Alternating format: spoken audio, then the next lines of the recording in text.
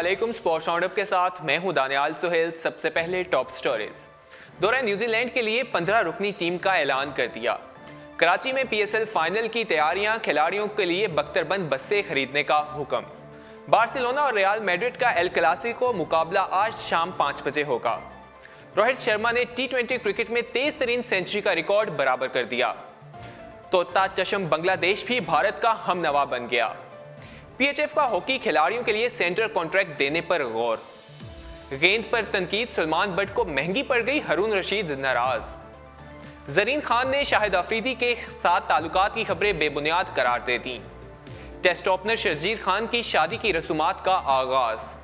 पाकिस्तान का champion trophy जीतकर ICC के बेहतरीन लम्हात का हिस्सा बन गया।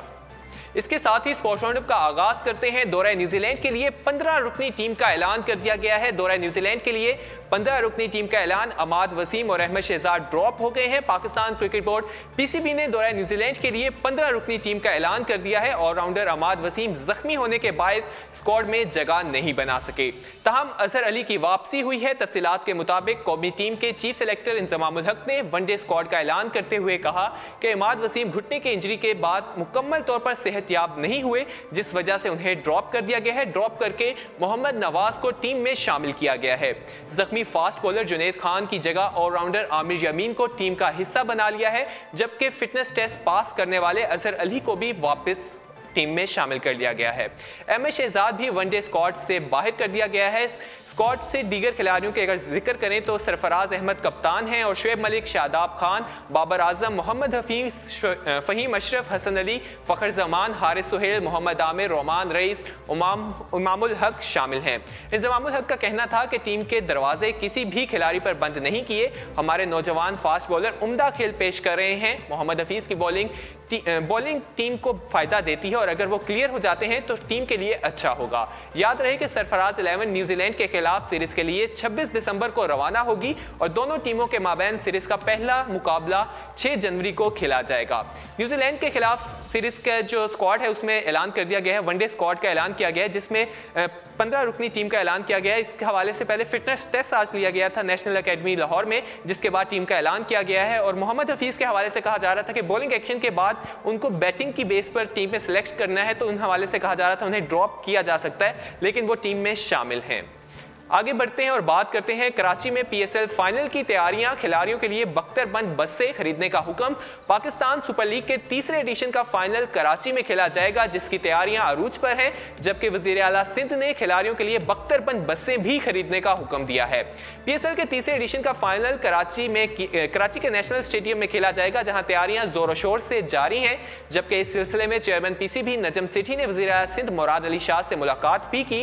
इस मौके पर सिक्योरिटी टीम भी चेयरमैन पीसीबी के हमरा थी। मुलाकात में IG Sindh AD Khawaja, secretary दाखिला, principal secretary Suhail Rajput, additional IG Karachi commission और डीजी रेंजर्स और दीगर आला हुकाम ने शिरकत की।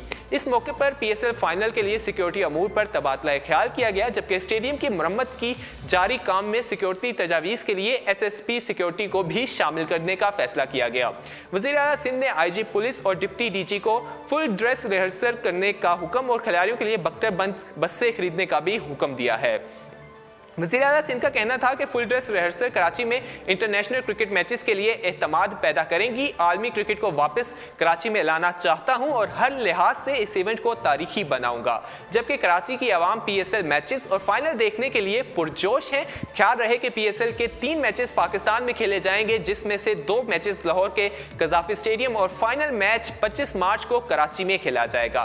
पीएसएल का फाइनल मैच कराची में नेशनल स्टेडियम में खेला जाएगा। कराची में भी इंटरनेशनल क्रिकेट के दरवाजे खुलने वाले हैं, जिसके लिए स्टेडियम में ताज़ीन और आराइश का काम भी जारी है। और इस हवाले से वज़ीर आला सिंध से चेयरमैन पीसीबी नजम सेठी की भी मुलाकात हुई। इस हवाले से कहा गया है बख्तरबंद बसें खरीदी जाएंगी, जिसमें खिलाड़ियों को स्टेडियम से होटल तक लेके जाया जाएगा और फुल ड्रेस रिहर्सल का भी कहा गया है। जो आईजी सिंध हैं एडी ख्वाजा, उनसे कहा गया है कि वो इस हवाले के सिक्योरिटी के सख्त से सख्त इंतजाम किए जाएं।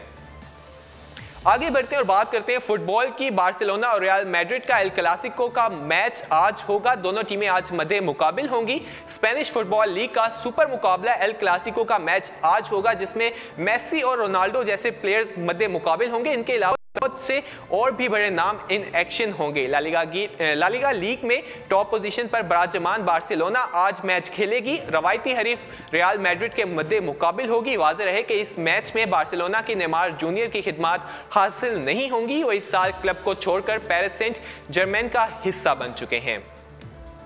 आगे बढ़ते हैं और बात करते हैं रोहित शर्मा ने टी20 क्रिकेट में तेज तरीन सेंचुरी का रिकॉर्ड बराबर कर दिया। भारतीय बल्लेबाज रोहित शर्मा ने 35 गेंदों पर सेंचुरी स्कोर करके टी20 क्रिकेट की तेज तरीन सेंचुरी का रिकॉर्ड बराबर कर दिया है। यह कारनामा हिंदुस्तानी बल्लेबाज ने श्रीलंका के खिलाफ 3 मैचेस पर मुश्तमिल दूसरे टी20 में सरअंजाम दिया। रोहित शर्मा के अलावा जनूबी अफ्रीका के ड्योट मिल ने भी बांग्लादेश के खिलाफ रवां बरस अक्टूबर में 35 गेंदों पर सेंचुरी स्कोर की थी। रोहित शर्मा ने 118 रन की बदौलत इंडिया ने मेहमान टीम के खिलाफ 261 रन का पहाड़ जैसा हदफ खड़ा कर दिया। ये टी20 क्रिकेट में तीसरा सबसे बड़ा मजमुआ है। जवाब में श्रीलंका ने मज़ाहमत तो की, ताहम पूरी टीम 18वें ओवर्स में 172 रन बनाकर आउट हो गई और इस तरह इंडियन टीम ये मैच 88 रन से जीत गई। भारत को 3 मैचेस की सीरीज में 2-0 की फैसला कुन बरतरी हासिल है। बात करें श्रीलंका की जो वनडे टीम है वो काफी अच्छा परफॉर्म नहीं कर रही, उसको मुसलसल नाकामियों का सामना करना पड़ रहा है। देखने श्रीलंका किस तरह से भारत के साथ उनकी सीरीज जारी है, जिसमें भारत 3 वनडे मैचेस खेले जाएंगे, जिसमें भारत को 2-0 से पहले ही बढ़तरी हासिल है। आगे बढ़ते हैं और बात करते हैं तोता चशम बांग्लादेश फिर भारत का हमवा बन गया। तोता चशम बांग्लादेश ने पाकिस्तान में शेड्यूल इमर्जिंग नेशन कप की मेजबानी पर सिक्योरिटी तहफुजात का इजहार कर दिया। पीसीबी के एक ओहदेदार ने बताया कि लाहौर में होने वाले भारत के साथ बांग्लादेश का भी कोई नुमाइंदा मौजूद नहीं था। ताहम दुबई में आईसीसी इजलास के दौरान भारतीय और बांग्लादेशी बोर्ड दोनों ने वाजे किया कि टीमों की तरफ से सिक्योरिटी तहफुजात का इजहार किए जाने के बाद पाकिस्तान इवेंट की मेजबानी नहीं कर सकता, इसलिए मुतबादिल वेन्यू का फैसला किया जाए।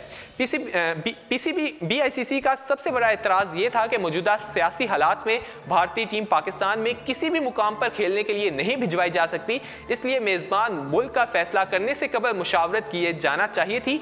वाज़ेह रहे कि एशियन क्रिकेट काउंसिल के 29 अक्टूबर को लाहौर में होने वाले इजलास में 6 मुल्की इमर्जिंग नेशंस की मेजबानी पाकिस्तान को दी गई थी। आइंदा बरस अप्रैल में शेड्यूल इवेंट में भारत, श्रीलंका, बांग्लादेश, अफगानिस्तान और एक क्वालिफाइड टीम को शिरकत के लिए आना था। मुल्क में इंटरनेशनल क्रिकेट की बहाली के लिए कोशिशां पीसीबी लाहौर में वर्ल्ड 11 के खिलाफ आज़ादी कप सीरीज और श्रीलंका टीम से टी20 मैच का इनेकाद होने के बाद टूर्नामेंट की मेजबानी को बतौर एक अहम पेशरफ्त देख रहा था।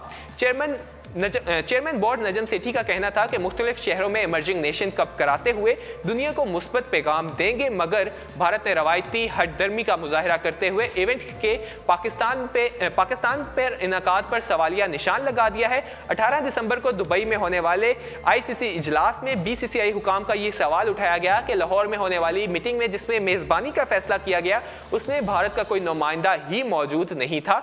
हम इवेंट्स में शिरकत करना चाहते हैं लेकिन अपनी टीम पाकिस्तान नहीं भिजवा सकते। याद रहे कि अभी तक सिर्फ श्रीलंका ने इमर्जिंग नेशन कप में अपनी टीम भिजवाने की हामी भरी है। मालूम हुआ है कि बांग्लादेश ने भी भारत की तरह हमनवाई करते हुए सिक्योरिटी को जवाब बनाकर पाकिस्तान में टूर्नामेंट के इनेकाद की मुखालफत कर दी है।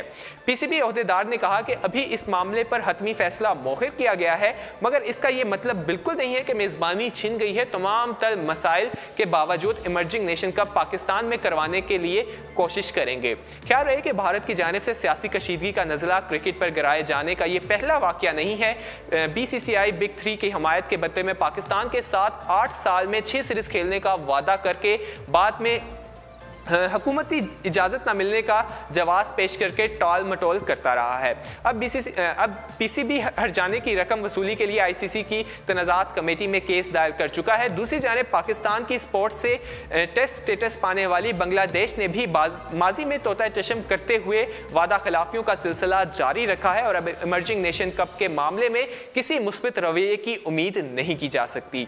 बात करें नेशन जो कप है, जो जब न्यूजीलैंड के श्रीलंका के खिलाफ हमारा जो टी20 मैच लाहौर में खेला गया था, उस टाइम एक इजलास मुनक्किद हुआ था जिसमें कहा गया था कि अप्रैल में पाकिस्तान इस इवेंट की मेजबानी करेगा, जिसमें अब कहा जा रहा है बांग्लादेश और भारत के नुमाइंदे मौजूद नहीं थे। बीसीसीआई की तरफ से जो मौक़िफ़ अपनाया गया, उन्होंने आईसीसी के इजलास में कहा कि हमारा नुमाइंदा ही मौजूद नहीं था, हम सिक्योरिटी की वजह से अपनी टीम नहीं भेज सकते। लेकिन पीसीबी ने कहा है कि पूरी कोशिश करेंगे कि ये जो कप है ये पाकिस्तान इसकी मेजबानी करे। ये पहला वाकया नहीं है, भारत पहले भी ऐसा कर चुका है।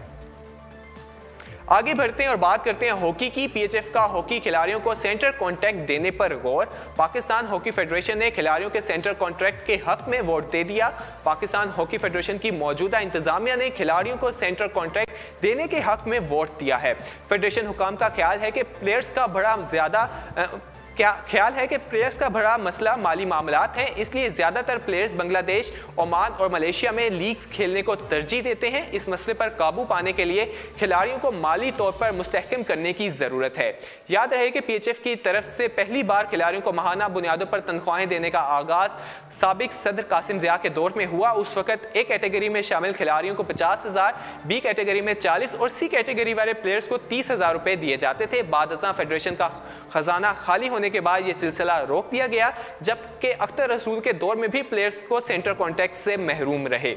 मौजूदा पीएचएफ की इंतजामिया खिलाड़ियों को सेंटर कॉन्ट्रैक्ट देने के हवाले से सोच रही है, ताहम मौजूदा हुकाम का भी बड़ा मसला फंड्स ही हैं। पीएचएफ को पाकिस्तान स्पोर्ट बोर्ड की तरफ से सालाना सिर्फ 35 लाख रुपए की ग्रांट मिलती है, जबकि हुकूमत की तरफ से फंड्स मिलने का भी कोई तरीका कार तय नहीं पाया गया। इस हवाले से पीएचएफ इंतजामिया का कहना है कि कोशिश कर रहे हैं जो हमारे हॉकी के प्लेयर्स हैं उन्हें जो महाना मुआवजा है वो अदा किया जा सके, ताकि वो अपने ज़ाती ज़िंदगी जो मामलात हैं वो चला सके। उनका कहना है लीग्स करवाएंगे, जिसमें लीग्स के उम्मीद करते हैं जो हॉकी के प्लेयर्स हैं उनका जो उनके मामलात हैं वो बेहतर होंगे। अगर गैर मुल्की लोगों को डॉलर्स में रकम मिलेगी तो जो पाकिस्तानी प्लेयर्स हैं उनको भी डॉलर में रकम दी जाएगी। आगे बढ़ते हैं और बात करते हैं सुलेमान बट की। गेंद पर तनकीद सुलेमान बट को महंगी पड़ गई, हारून रशीद नाराज हो गए।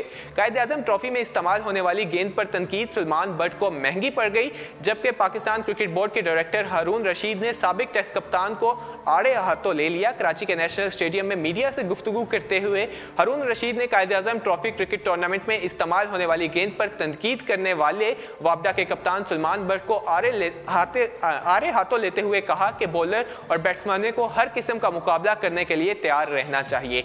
खिलाड़ी अपने ख्यालात के इजहार में जल्दबाजी से इज्तनाब करें। हमारा ड्यूक की बॉल को ही अगले इंटरनेशनल होम सीरीज में इस्तेमाल करने का इरादा है। एक सवाल पर हारून रशीद ने कहा कि वर्ल्ड 11 और श्रीलंका से सीरीज के सबब डोमेस्टिक क्रिकेट के शेड्यूल को बदलना पड़ा। मुल्क में इंटरनेशनल क्रिकेट की वापसी सबसे अहम थी। उन्होंने कहा कि पाकिस्तान में सुपर लीग के साथ कौमी T20 टूर्नामेंट का भी इनेकाद होगा। वाज़ेह रहे कि साबिक टेस्ट कप्तान सुलेमान बट ने गुज़श्ता रोज मीडिया से गुफ्तगू में कायद-ए-आज़म ट्रॉफी क्रिकेट टूर्नामेंट में मुतारिफ कराए जाने वाली नई गेंद को सख्त तनकीद का निशाना बनाया था। उनका कहना था कि गेंद खिलाड़ियों के लिए सूदमंद नहीं है, ऐसी गेंद लाई जाए जो क्रिकेट और वनडे क्रिकेट में भी इस्तेमाल हो सके और इंटरनेशनल क्रिकेट की तैयारी में भी मदद करे, जबकि अच्छी गेंद से खिलाड़ियों की स्किल्स में भी बेहतरी आएगी और पाकिस्तान टीम को फायदा पहुंचेगा। जिस पर हारून रशीद को यह बात उनकी बिल्कुल पसंद नहीं है। उन्होंने कहा कि ऐसा कुछ भी कहने से पहले बेहतर होगा कि अगर आप इस तरह के कोई भी बयानात ना दें, आपके लिए बेहतर होगा, ताकि आप ज़्यादा इस तरह के बयान देके वक्त का इंतज़ार करें कि आपको मौका मिले और आप वो उसको अच्छी तरह परख सकें। आगे बढ़ते हैं और बात करते हैं ज़रीन खान ने शाहिद अफरीदी के साथ ताल्लुक़ की खबरें बेबुनियाद करार दे दी। बॉलीवुड अदाकारा ज़रीन खान ने कौमी टीम के साबिक कप्तान और माया नाज ऑलराउंडर शाहिद अफरीदी के साथ किसी भी किस्म के ताल्लुक़ की खबरों को बेबुनियाद करार दे दिया। तफसीलात के मुताबिक शारजा में होने वाली T10 लीग में ज़रीन खान को पख्तून फ्रेंचाइज की सफ़ीर बनाया गया था, जिसके कप्तान शाहिद अफरीदी थे। दोनों ने इवेंट से पहले एक इश्तिहार में भी काम किया था, जिससे कई लोगों ने खूब सराहा। तहम बाज़ ऐसे भी थे जिन्होंने इस दोस्ती को नया रंग देते हुए उनकी शादी की अफवाहें फैलाना शुरू कर दी। अब ज़रीन खान ने सोशल मीडिया की वेबसाइट ट्विटर का रुख करते हुए उन तमाम अफवाहों को बेबुनियाद और फजूल करार दे दिया गया है। उनका कहना था कि मैंने हाल ही में अपने और शाहिद अफरीदी के बारे में सोशल मीडिया पर एक फजूल पोस्ट देखी। शाहिद अफरीदी एक ख़ानदानी और शरीफ इंसान है और मेरी लोगों से दरख्वास्त है कि वो इस फजूल पोस्ट को ना कोई तवज्जो दें और ना ही फैलाएं। आगे बढ़ते हैं और बात करते हैं टेस्ट ओपनर शर्जील खान की शादी की रसूमात का आगाज हो गया। पाकिस्तान सुपर लीग के दूसरे एडिशन में स्पॉट फिक्सिंग केस के नतीजे में 5 साल की पाबंदी भुगतने वाले ओपनर शर्जील खान की शादी की रसूमात का आगाज हो गया।